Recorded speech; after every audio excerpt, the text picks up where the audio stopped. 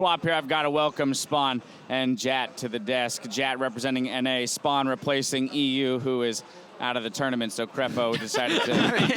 Is that really the logic? Not really. It's not at all the logic. But we just pulled a quick swap. And in terms of this game here for Flash Wolves, they pick up the win, which will tie them record-wise with CLG, but because of the head-to-head, they're now sitting one spot below CLG. However, I think most importantly, this win didn't come as easy as Flash Wolves probably would have liked it to come going into the bracket stages. Yeah, there was this one misstep in the mid-team fight, and I feel like overall, they just reacted on the Tristana last pick, pretty well, and this is what I think they're trying to do. They're relaxing a bit. They don't want to show their hand, and they just want to find some picks for NL. That's pretty much it. See, I actually thought the Tristana pick, I'm on Deficio's side here. I actually thought they showed a bit. I thought that was a great pick for NL. His positioning was much better on a Tristana. His resets, he obviously has a pretty good understanding of the champion.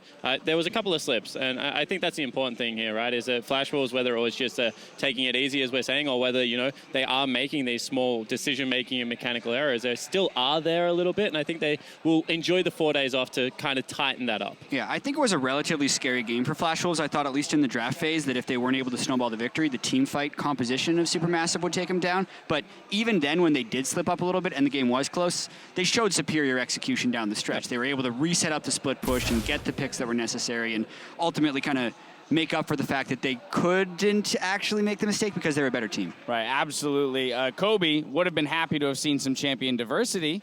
He's no longer on the desk to talk about it. He was unhappy about only seeing the same champions over and over?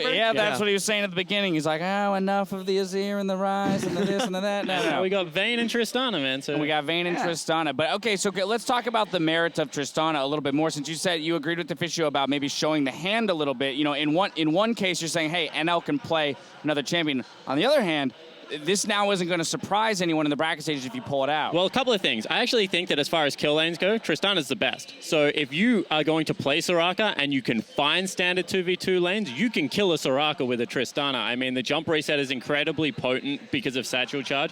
She sets up ganks for junglers relatively well with the slow as well, and Braum really is the ideal support to couple her with in that regard. So I think that's a legit bottom lane. Is it a risky bottom lane? Sure, but against passive bottom lanes, you can use a pick like this to snowball it. I just think that the Tristana pick didn't really fit their comp that well, and it's not a champion that we actually see NL play much of. This season, no Tristana at all. So I really think it's a reactive pick, and they've never really gone 4-1 much, this Flash Wolves team, so maybe they surprised me, but I'm leaning toward reaction, actually. I mean, CLG, of all teams, which is the team that they are most like, I hesitate to say most likely just because I don't want to jinx the tiebreaker scenarios at the end of the day. But CLG, the one other team that we know is willing to play Tristana. They can play Tristana. They play it a little bit differently, obviously. We saw the Infinity Edge as the first item. So Tristana has always been a champion that has a good start and then a dip and then back up at the end. So when Trist does the Rage Blade build, it technically lessens the dip, or maybe some would theorize it gives it a little bit of a spike, but for a later late game payoff.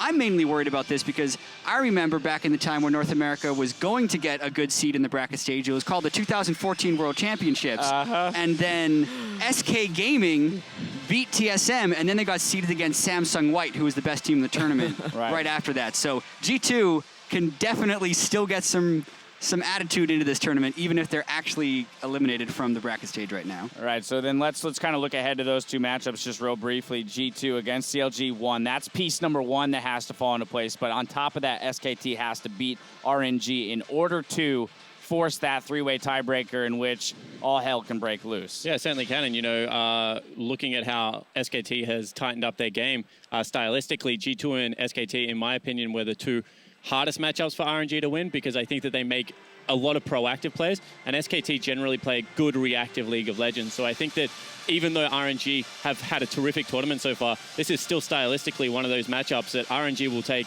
very careful note of how SKT are playing the map. And when it comes to G2 CLG, I mean, everyone would at this point very comfortably call CLG a favorite, right? Absolutely. In that matchup. But that doesn't mean that something can't go horribly wrong in the early game and cause this game to swing the other way. CLG is definitely the favorite. They've beaten everyone in this tournament. They've beaten Flash Wolves twice, and their confidence has been increasing as the event goes on. When I talk to Zeeks about what they've learned from their past international failures, which was the World Championship and also IM Katowice. It's that they were playing scared and they were lacking confidence to make plays. They have all of that confidence now. That's what they gained when they beat every team, which is, I think, one of the big reasons they were able to beat Flash Wolves in one of their most convincing wins of the tournament. Yeah, but let's not forget, they also lost to SuperMassive. So, there are two sides to CLG, and I hope the good side comes out. But, anything can happen in League of Legends. You along with the rest of North America. Well, we are gearing up for Game 5, where North America's Counterlogic Gaming will take on the EULCS's G2 Esports. Stay right there. We'll be back in just a few minutes.